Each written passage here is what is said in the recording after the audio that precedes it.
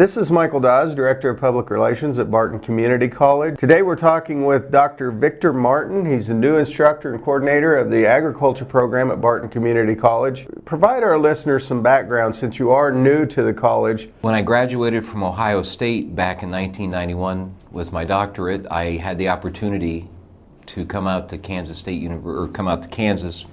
with K-State and manage an experiment field in Stafford County until it was closed in 2003. So it was quite a change for an Ohio boy.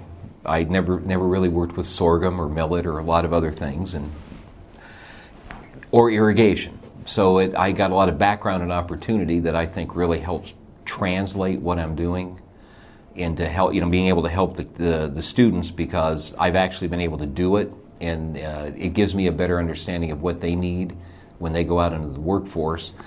And then for the last 6 years, I had statewide research extension responsibilities and got to work with alternative crops and annual forages, which were something I know very little about.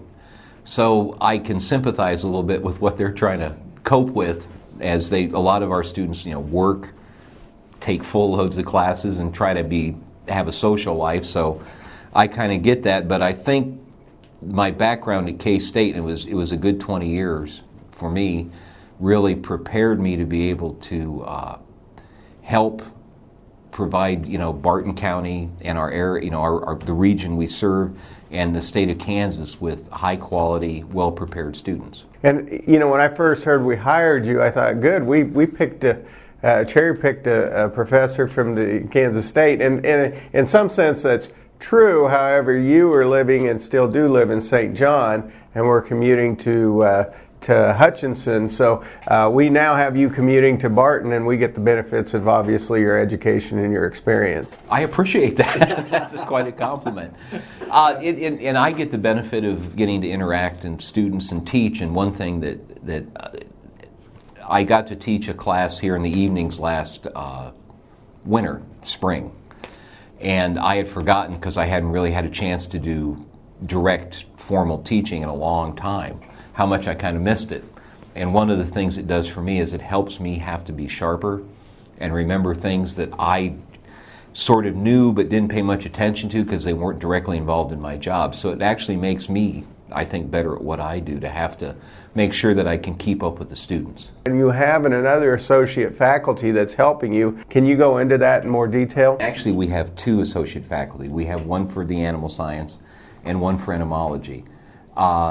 I can teach the facts, but I don't have the background and experience. So we were extremely fortunate that Dr. Verl Carlson, who has been a vet for about 30 years now, K-State vet school graduate, he had his own large animal practice, and then a few years ago went to work for a feed yard as their vet.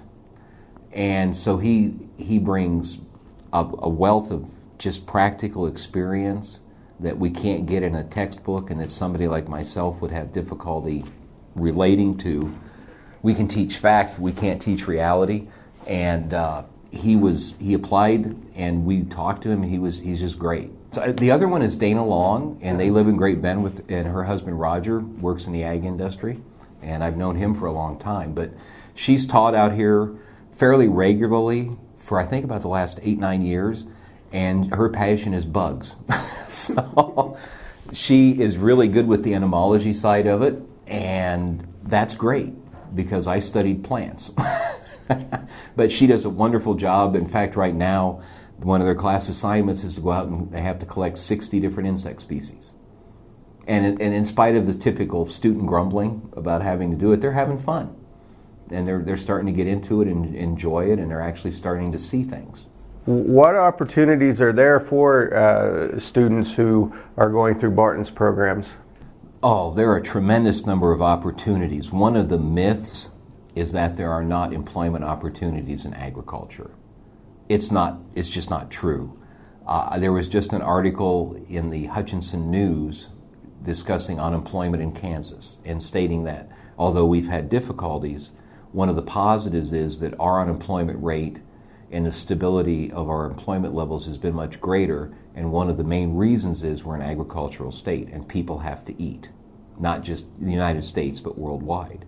So we have a good base. And agriculture, depending on how you define it, employs directly and indirectly upwards of 17 to 20%. If you get really fancy with the numbers, you can convince it up to almost a quarter of people are somehow involved in agriculture.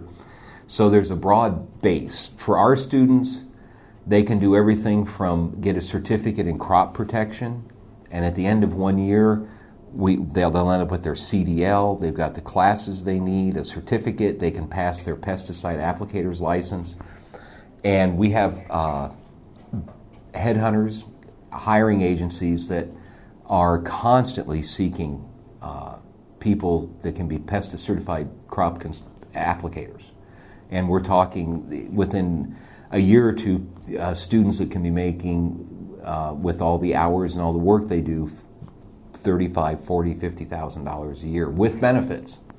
One of the other things we need to stress for people out there listening, if they're considering a career change or something for their student, it's not like the old days. Agriculture has benefits. We have holidays, we have insurance, we have paid vacation. They have retirement plans now. You know, you go to work for a feed yard and they're going to give you a retirement plan. So things have changed. But back to your question, everything from being a crop consultant to being somebody that goes and works in ag sales. You can be a seed salesman, a chemical salesman. You can work in everything from production credit and farm credit to being a loan officer in a bank. Real estate appraising. There's ag law that you can end up going into. And if you're willing to work hard and you're responsible, you have good opportunities to move up within whatever company you're working at or to move on. You have a group of students that you're working. You earlier this month had the Collegiate Farm Bureau meeting to entice, bring these agriculture-related students into the club that Barton Community College has. I want to find out what that is and how that first meeting went and what are the plans moving forward with this club in the future. Well, the first meeting went great. We had 11 students and they're pretty excited and eager. Collegiate Farm Bureau is sponsored by the Barton County Farm Bureau. And I want to point out by the Barton County Farm Bureau, not by the insurance part of it, although, you know, Farm Bureau we all associate with insurance. But this is a grassroots political organization that's nationwide, very influential, and their goal is to make sure that we keep producing that next generation or that next crop, for a bad pun, of people that are informed and aware of agriculture and make sure that agriculture has a voice, that agriculture, the issues that concern agriculture are heard. Like everybody, we think of Kansas as being a very rural state. And I'm not going to give the statistics because I'll get them wrong. But if you think of Kansas and just put a map in your mind if you're listening, think about Kansas City, Topeka, Salina, Wichita. Maybe throw in Manhattan. The majority of people in Kansas live in a handful of counties. Kansas is essentially an urban state. Fewer and fewer Kansans are really aware in their day-to-day lives of what agriculture is and how it affects them. So the Collegiate Farm Bureau gives these students an opportunity to be prepared. And it also gives them an opportunity to network, meet with other students, and meet with other people around, not necessarily the state, but even the nation. And through the support of Barton County Farm Bureau, these students are going to have opportunities to make connections that will probably help them in their careers for the rest of their lives. Okay, and thanks for joining us, Dr. Martin. With that, this is Michael Dawes saying so long.